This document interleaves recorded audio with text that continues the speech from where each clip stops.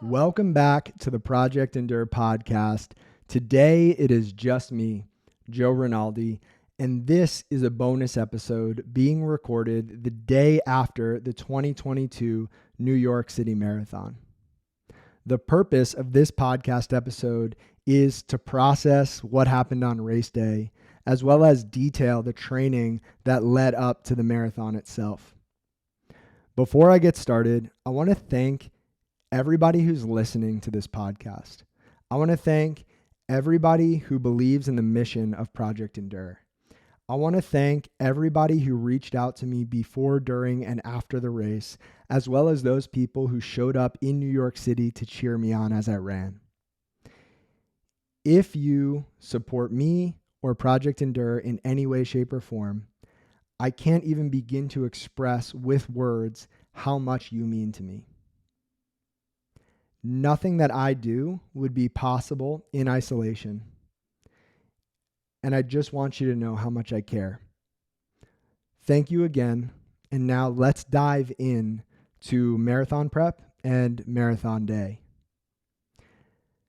Please excuse me throughout this podcast if I'm a bit foggy, because I am. I'm still recovering from the race, limping around, hobbling up and down stairs, moaning and groaning as I move about. It was a tough day and a very hard race. But to bring it back to the beginning, I came into 2022 not planning to run the New York City Marathon or any marathon for that matter.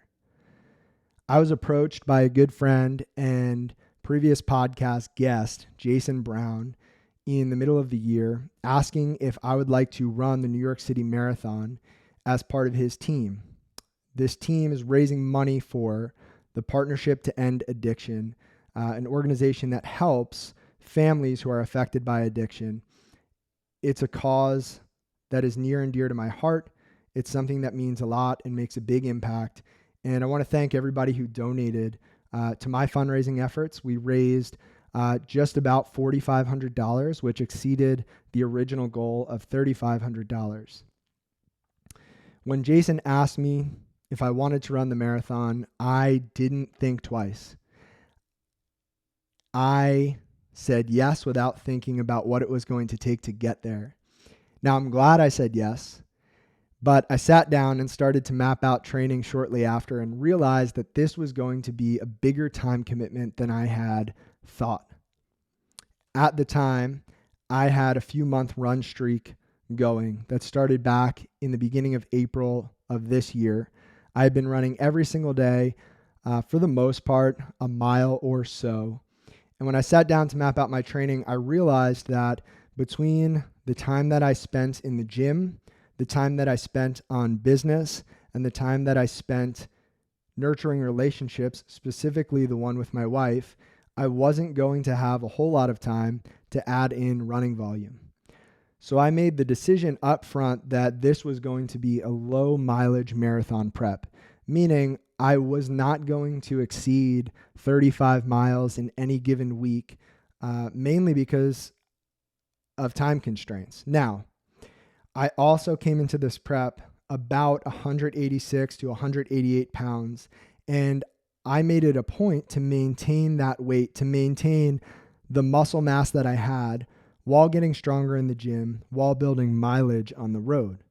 That was a choice that I made, a choice that I didn't need to make, but one that I wanted to make. Between me wanting to stay in the gym as much as I did and me wanting not to sacrifice business or relationships, I decided that this was going to be a lower mileage marathon prep. With that being said, this was a longer prep, about 16 weeks, and I started out at 21 miles for the first week, and that gradually built up to a peak of just over 33 miles. Now, prep did not go as planned, as most preps don't. And what happened was, as I was building up mileage, I was feeling good. I was having to make adjustments throughout the week because of my schedule. And so if I had 4 miles on the calendar on any given day, there was a chance that I might need to run 2 miles in the morning and 2 miles in the afternoon or evening because I only had gaps that allowed for that amount of running time. Anybody who knows me knows that I have a hectic schedule. Things are busy. I like it that way. It's designed that way. And that made fitting in both the gym and running a challenge. I'm proud to say that I didn't make excuses. I made adjustments. Throughout prep, I got the runs done, even if they didn't look how I had put them on paper. I made sure to hit every single long run, and long runs for me happened on Saturday mornings between 5 and 6 a.m. I would head out to the streets of Philadelphia and I would throw in some music and I would get it done. Every single long run throughout prep felt great. I hit my longest run of 20 miles 3 weeks before the marathon at an average pace of 7:36. I ran all the way from my neighborhood, which is Roxborough, all the way down and across the Ben Franklin Bridge and back. That 20-mile run hurt, but it was a big confidence boost because that was the furthest that I had ever run in one stretch without stopping. The plan was to do another long run the weekend after, which would have been 2 weeks before the marathon. However, I ran into a minor issue when I tweaked my left hip. And so the last really 2.5 weeks before the marathon, things were thrown off course. Instead of running 20, 25 miles each week, I was running 7 miles a week. That was 1 mile a day to keep the run streak alive. I was running just enough to keep the run streak going while not aggravating or further aggravating my hip. It was not an ideal time to have an injury. However, I made the best of it. I made adjustments, not excuses, and I continued to run. I continued to move. I continued to strength train. Now, to rewind to the beginning of prep, I was in the gym 6 days a week, lifting heavy, hitting every body part twice. As prep continued, I kept that up. My lifts got shorter in duration, but the frequency remained the same. Most of my lifts happened early in the morning, 5 a.m. as soon as the gym opened, and many of my runs happened sometime in the morning during the week after my gym sessions. As we got closer to the marathon, I had to shorten even further the duration of my lifts. And at a certain point, about 2.5 weeks out from the marathon, I cut back leg volume dramatically. And then a week and a half, 2 weeks before the marathon, I stopped lifting legs to let them recover. The last 2 weeks before the marathon were focused quite a bit on mobility work, on soft tissue work, on recovery. Not my favorite kind of work. It's not the most fun, but it was necessary. And my goal was to make it to the start line as healthy as possible. Now, throughout the entire marathon prep, I was able to maintain my weight, weighing in just around 186 right before the race. I felt good about that. I felt strong. I felt confident. Leading up to the race, I also noticed that the weather forecast was warmer than I was anticipating. Mind you, most of my long runs were happening here in Philadelphia in the Northeast in the fall time, in the early morning hours when the temperature is around, let's say, 45 to 55 degrees. In my opinion, that's perfect running weather. I felt really good in that weather. I have a tendency to overheat. I just get hot. I don't know how else to explain it. So the colder weather works well for me. In the 10 days leading up to the marathon, I realized that marathon day was going to be warm and humid for a northeastern November. The forecast looked like we were going to hit a high of around 74 degrees with around 75% humidity, give or take. That might not sound like a big deal for people who live in that weather all year round, but for people in the Northeast who are used to the colder weather, who are hitting their longest runs in the colder weather, that is a little bit concerning. And I would be lying if I said I wasn't a bit anxious about that. Now, the week leading up to the race, I was still in Philadelphia. I was still working normal hours, which for me is upward of 60 hours a week, training clients, meeting with clients via Zoom, doing computer work, sending emails, responding to messages, building out the brand to the best of my ability. Now, in hindsight, there was a lot of stress the week leading up to the race that could have been eliminated if I had made different decisions. Hindsight is 2020. I did not do that. I worked a full week leading up to the race. I did make sure that the Friday calendar was clear. And so I had Friday to decompress a little bit. And a funny story there, I went out for my last run in Philadelphia on Friday morning, ended up stepping in some dog poop, brought that inside the house and had to spend an hour or so cleaning everything up. That definitely wasn't an ideal start to the day. Looking back, I can laugh, but at the time, at the tail end of marathon prep, you don't find that too funny in the moment. And so my wife and I drove to New Jersey, where my parents live, where I grew up, in a town called Westfield. And we spent Friday there relaxing, just making sure I had everything I needed for the marathon on Sunday. Saturday rolled around. We drove into the city to the Javits Center, and we picked up my bib, walked around the Marathon Expo a little bit, and that was the first time I really got excited for the race. Things started to feel a little bit more real. We picked up the bib. We drove back to Westfield.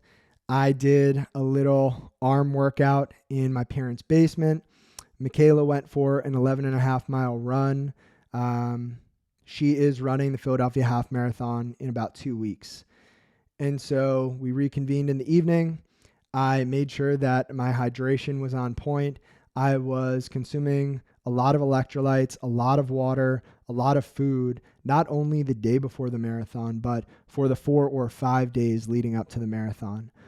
I was almost at the point where I was feeling sick with how much I was eating. I think a lot of times people think eating a lot of carbs must be a lot of fun. For me, it was very uncomfortable and not the most fun thing in the world. So I'm just doing a mental check-in, thinking if I missed anything leading up to the marathon itself. I will say throughout prep, one of the hardest things for me was just feeling selfish with all the time I was spending outside of business, which is already a lot, in the gym, which then makes it even more, and now running 25 to 35 miles a week. It's a lot of time. And while I did a lot of this early in the morning before my wife, Michaela, was awake, it still was a sacrifice on her end, and that's not lost on me. She is one of the most selfless people I know, and the truth is, I couldn't have done this marathon prep the way that I did this marathon prep without her patience, without her support, without her encouragement and understanding. Anything, and this might be a bit of a tangent, I'll come back, but anything that I do in business, in fitness, in life, it's not just me. I couldn't do what I do. I wouldn't be who I am without Michaela. And that is not something that many people see on social media. So I just want to make it known that while I was the one who ran this marathon, this was an absolute team effort, and everything that I do in life is a team effort with her, as well as with everybody else who supports me. So I want to make that known. Now, the other thing I should mention is the week leading up to the marathon, I had so much support from my clients. Every conversation I had, we would talk about the marathon. People would ask me how I was feeling. They would give me any advice or encouragement that they had. And I made it a point to ask each and every one of my clients if they had a favorite number that fell between 1 and 26. And what I was able to do was fill up the numbers between 1 and 26 with each of my clients. Some miles had one person, a few miles had multiple people. There were a handful of miles that nobody had chosen. But I decided to dedicate those miles to the people that trust me with the work that I do. For the people who started off as strangers and now have become close friends. To the people who push so hard to become the best version of themselves. I wanted to dedicate those miles to those people. And so I had this list. I had some mantras. I had some thoughts. I had some things to think about during the marathon. So I took that with me. It is now the night before the marathon. I watch the Phillies lose the World Series, and then I went to bed. I slept well the night before the marathon, woke up a few times, was able to go back to sleep, woke up at 5 a.m., wide awake. This was also after daylight savings, so got an extra hour of sleep, which was great. I did some stretching. I drank some fluids. I did some journaling. I took an Epsom salt bath. My wife doesn't think that Epsom salt works. I'm not sure what the level of scientific evidence is for Epsom salt, but anecdotally, I can say it works. And even if it's a placebo, I'll take it. So I did that, packed my bag, made sure I had everything, said goodbye to my wife and my mom, and my dad drove me into Staten Island to the drop-off point for marathon runners. So from there, I walked what felt like half a mile to the starting village, met up with a good friend of mine, Whit.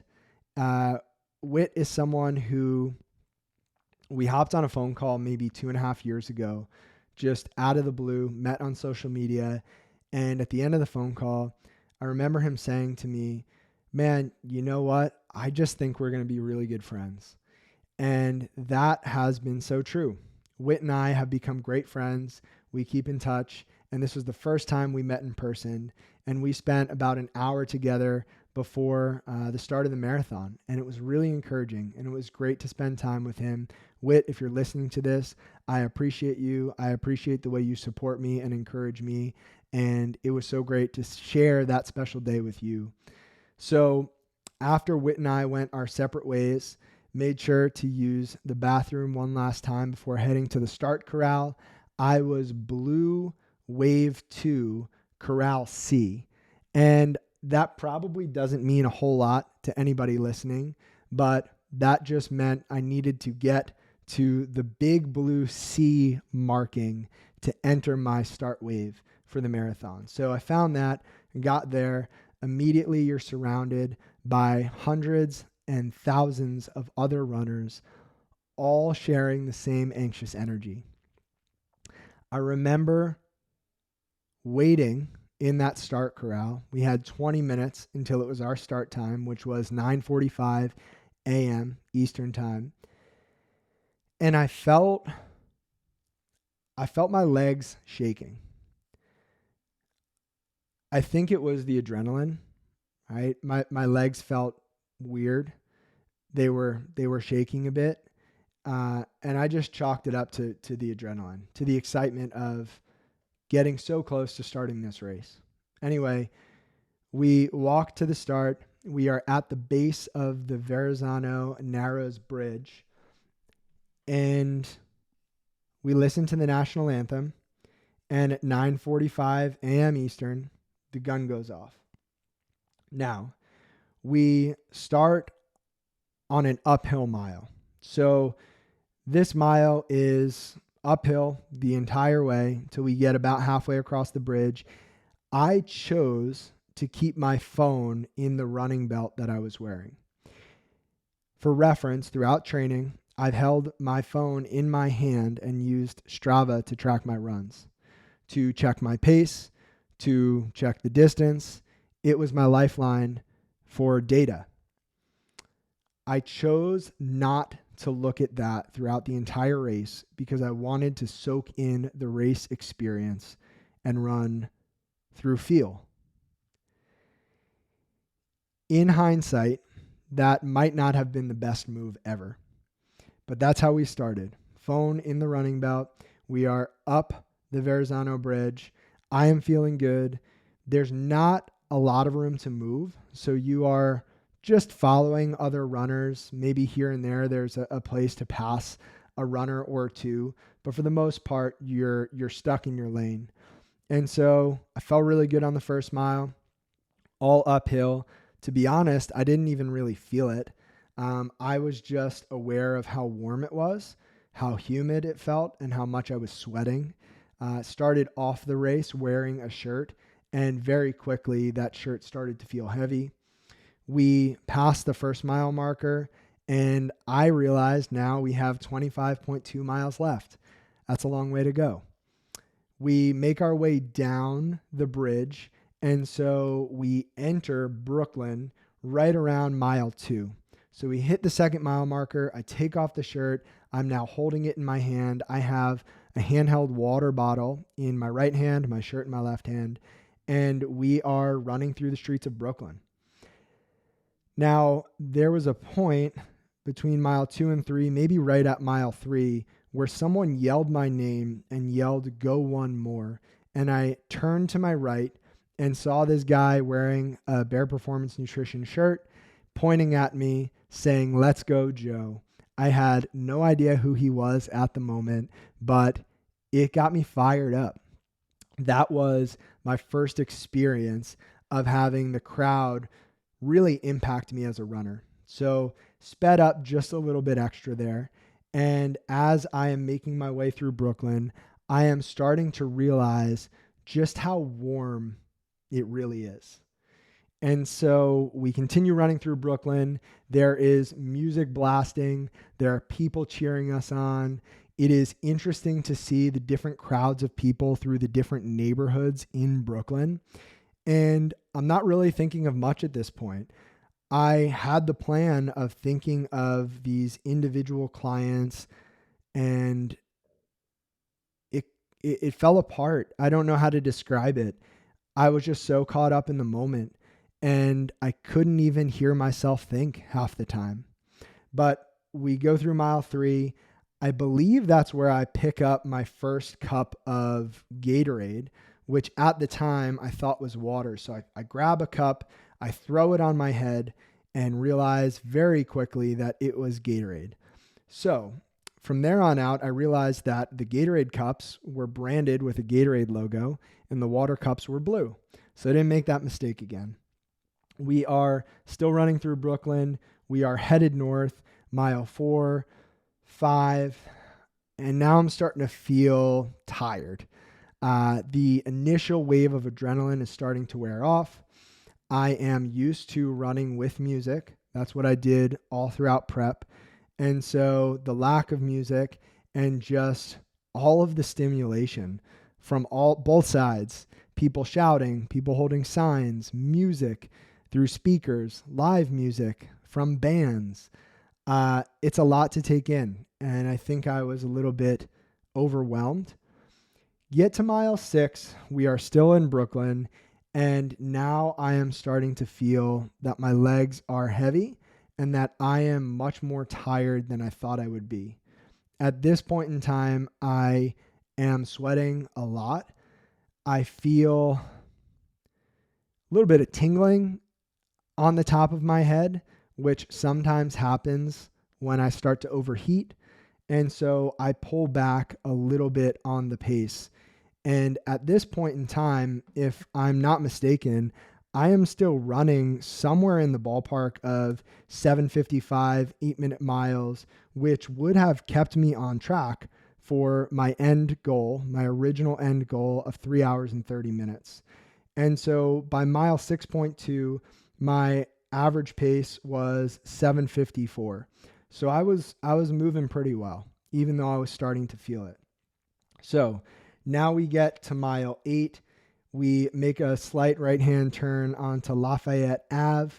We're headed toward mile 9, and I am feeling progressively more tired. My legs are feeling progressively more heavy, and my quadriceps are starting to feel tight. Nothing significant, they're just tight.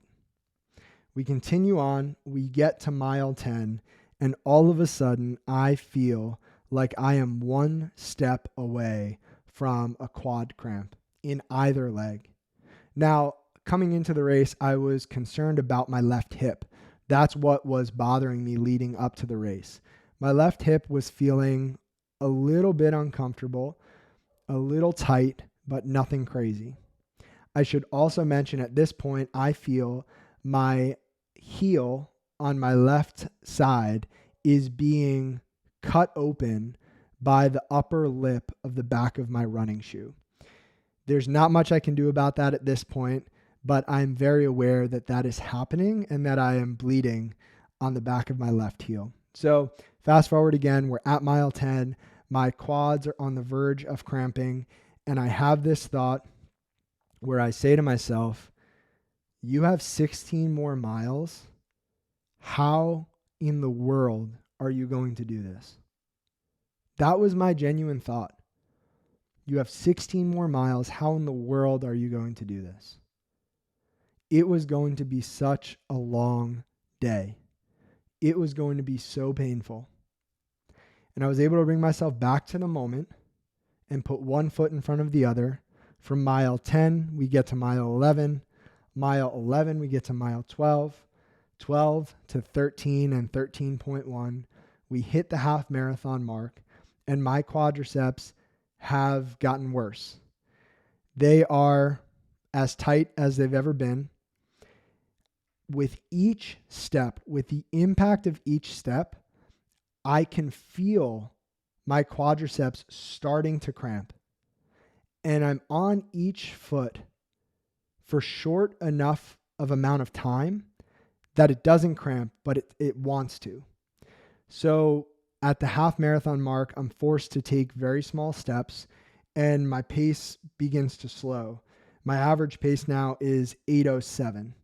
So I went from a 7:54 average pace at mile 6.2 to an 8:07 average pace at 13.1. Still not terrible. And if I recall correctly, looking at the time on my watch, I was about an hour and 45 minutes into the race, which would have put me exactly on pace to hit the 3:30 mark for the marathon.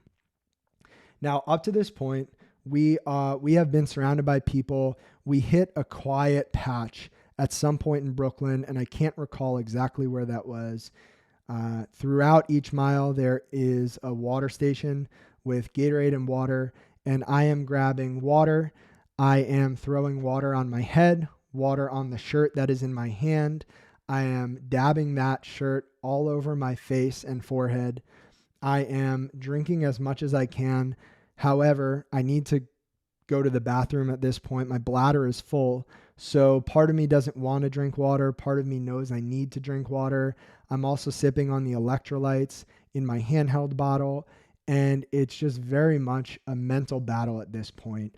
I get to mile 14, and I've seen a few people that I know, a few people who I knew would be on the course cheering me on, a few surprises, a handful of people who I know either from high school or college or other walks of life who shouted my name, caught my attention, and gave me that temporary boost. It's hard to describe the feeling when you see somebody cheering you on during a really hard and dark moment. You have no other choice but to carry on, to keep going, to keep putting one foot in front of the other. And I was very fortunate to have a handful of people get me through those first 15 miles. Now, at mile 15, you approach the Queensboro Bridge. You hear about the Queensboro Bridge leading up to the marathon. People tell you about it, right? It is a point in the race where you are by yourself with the other runners, but by yourself. There are no spectators. You go from hearing cowbells and air horns and music and screams to nothing but the pattering of feet across this bridge. I knew this was a hard day for everybody, but it really hit me when on the bridge, I saw people dropping like flies.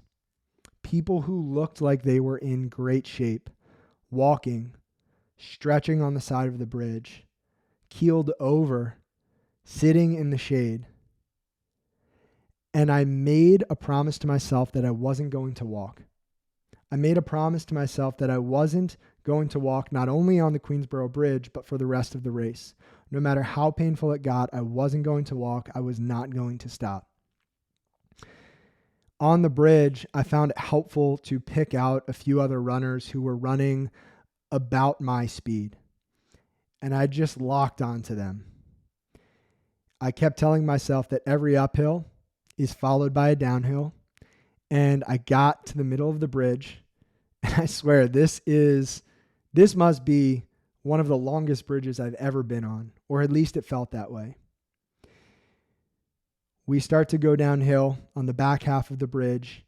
And as we're going down, I realize it's almost worse than going up because there's so much pressure on your quads.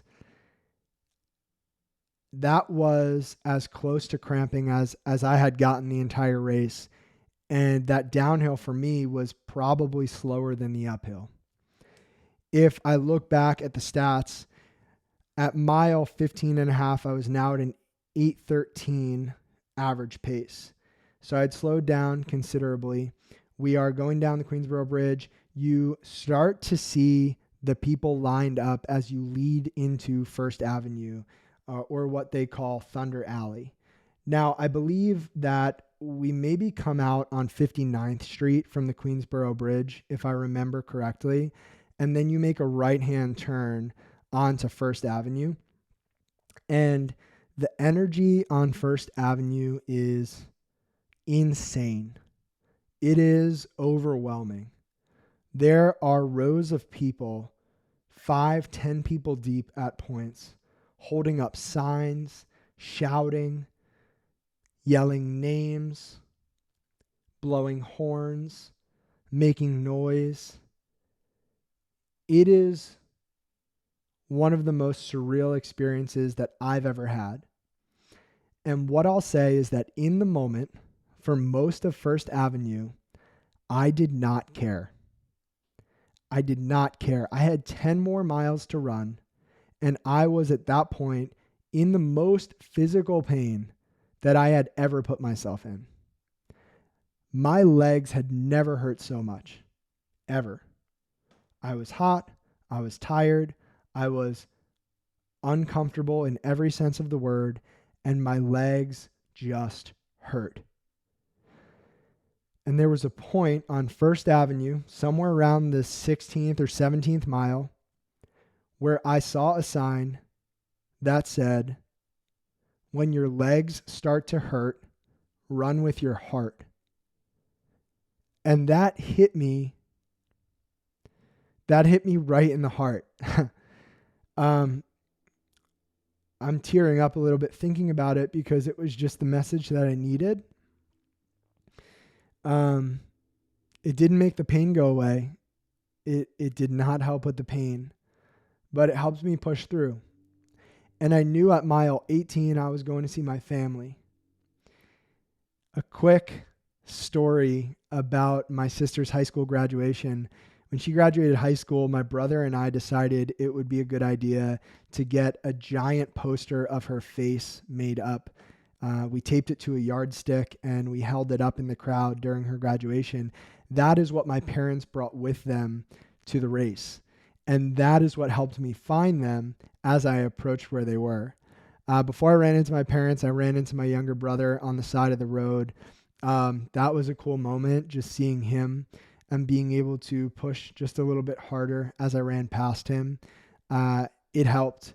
It just, in that moment, I had a quick realization that what I do impacts other people. And He's one of the people that I hope to impact the most. And it was a privilege to run past him while I was in so much pain and to keep going and to have him see that. I'm just grateful for that experience. I kept going, saw the poster of my sister's face up in the air, and I saw my parents and my wife for the first time since I left in the morning. And I was smiling, I was happy, I was able to power through, and I felt good for a second. Good is relative because I was hurting, but I was able to push that aside for a minute. From mile 18 to mile, let's say 23, it sucked. It just sucked. Mile 18 to 19, you're still in Manhattan. Mile 19 into mile 20, you cross over a bridge. I'm not even sure what the name of this bridge was. I just knew I didn't want to deal with it, but I had to. So I went up the bridge, down the bridge, ran through the Bronx for, I would say, a mile, maybe even less than a mile. It was short. It was probably a mile. Go over another bridge back into Manhattan. Now you are up near 138th Street.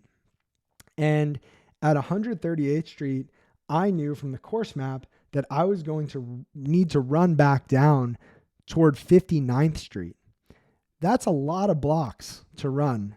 That's a lot of blocks to run while you're hurting. And so one step at a time, I did that. Got all the way back down to mile 23, which is where you start to enter Central Park. And at mile 23 and previously around mile 18, I ran into a friend and client of mine, Mike Zocco. And this man is one of the most passionate people I've ever met. His energy is contagious, and I knew I couldn't let him down. He saw that I was hurting, and he ran alongside me, and he gave me the energy boost that I needed to keep going. And so I did. Get into Central Park around mile 23, still in a lot of pain. Again, I see that big poster of my sister's face, see my parents, see my wife. And there was a huge part of me leading up to mile 23 that just wanted to stop and give them a hug. That part of me that wanted to stop and give them a hug was not part of me that wanted the hug because I was just so happy to see them, which I was. I wanted to stop and give them a hug because I wanted an excuse to stop. I wanted an excuse to stop running, even if it was only for 30 seconds. And I battled back and forth in my mind the entire time. And when I saw them, I knew that I couldn't. I knew that I couldn't stop because I promised myself earlier in the race that I wouldn't stop no matter how much it hurt. No matter how much I wanted to just send it in and say, it was a good day, but I want to be done with this because it hurts. I couldn't do that. And when I saw them, I knew that. I knew there were other people in Central Park who would be watching, people who I knew from different walks of life. And as I ran through Central Park, all I could think about was getting to the finish. Part of me wanted to soak in the experience, and a bigger part of me just wanted this to be done. I picked up some steam at the mile 25 mile marker. I knew I had 1.2 miles left to go, and I kicked it into gear. And my average pace at mile 21.7 was an 8:31. My average pace at mile 24.9 was an 8:41. And in that last 1.2, 1.3 miles, I ended with an average pace of 8:43. I remember running through Central Park, just waiting to see the finish, just waiting to see the point where all of this pain could stop. And I saw it, and I ran, and I ran, and I gave it everything that I had. And I crossed the finish. I slowed down. I took a series of wobbling steps. For a second, thought I was going to pass out, and just kept the feet moving. I walked to pick up my medal. I was given a poncho, which I wouldn't have thought I needed because it was mid 70 degree weather, but I was freezing. So I put that on and I continued to just waddle through Central Park for what felt like another mile until I was allowed to exit. That walk from the finish line to the exit out of Central Park was one of the most painful parts of the day and also one of the best. I was so proud of myself.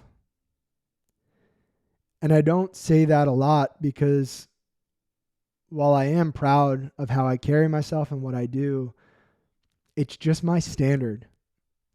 And I don't think about that a lot on a daily basis. I just expect it of myself. This race was the hardest thing that I've ever done on purpose. You know, there are different things and seasons of my life that have been challenging, but in such a short period of time, this race was the most painful, most challenging thing that I've ever put myself through. I didn't think it would be like that. But again, things don't always go according to plan. If I'm being transparent, there were points in the race where I was angry. There were points in the race where I just wanted everybody to be quiet, to stop cheering because it wasn't helping. There were times in the race where everything inside of me wanted to quit. If you've ever went away to college and you feel homesick because you miss your parents, that's what I felt at points throughout this race. I wanted to take the easy way out. I wanted to quit. I just wanted to be comfortable again. I had that experience going away to college. I had that experience playing college football. I had that experience during graduate school. I've had that experience many times during my life.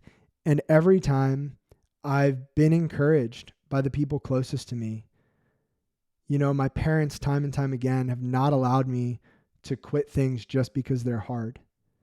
And I'm so grateful for that because it's allowed me to get to this place today where in the moment, in the pain, in the fog of the marathon, I was able to be self-aware enough to realize that what I was feeling was the same thing that I felt other times in my life when things got hard. And everything has always turned out fine when I've pushed through. I've learned about myself. I've grown as a human being. I've been stronger for it. And I realized in the race that this was an obvious example of one of those moments. I needed to keep going even though everything inside of me wanted to stop. I can't tell you how many times between mile 10 and mile 26 that I just wanted to walk for a few steps, where I just wanted to sit down, even where I wanted to pull out my phone, text my wife, and tell her that I wasn't going to be able to finish. That thought ran through my mind multiple times throughout the race. And as I sit here now, that sounds ridiculous, but in the moment, it didn't seem all that crazy. It would have been very understandable given the circumstances to drop out of that race. It would have been very reasonable given the circumstances to walk portions, if not the remainder of that race. But I kept thinking back to all of the people who believed in me, to all of the people who were watching, to all of the people who push themselves every single day because they believe what I believe. And that is that true strength is found through struggle. Resilience is built through resistance. And that's what this race was. I came into this race as one person and I left as another. Back to Central Park after the race, I remember walking out and misstepping a few times and my foot would hit the ground and my leg would extend and my quad would start to cramp. And I came so close to falling down multiple times. But I stayed up, and there was this slow, proud walk to 76th and Broadway, where I was going to meet my parents and my wife. We ended up linking up, and on the walk back to the subway, there was this little boy. He must have been 3 or 4, walking with his mom. The mom said something to him, and then he looked up at me, and he said, "Congratulations." I said, "Thank you. Have a great day." And he said, "Thank you. You too." And everybody who walked past me saw that blue poncho in the medal, and they congratulated me. You know, there are people who knew what the marathon was, but maybe have never ran it. As I was walking up the steps of the subway, I shouldn't say walking, I was painfully maneuvering myself up the steps of the subway. A woman said, "I've been there before. I've done that." And there's this camaraderie. There's this feeling of closeness with everybody else who has willingly suffered and done something hard. And it reaffirmed to me, it reminded me why I started Project Endure. There's so much value in doing hard things. That's where we find strength. Sometimes we get to choose those hard things, but a lot of times those hard things choose us.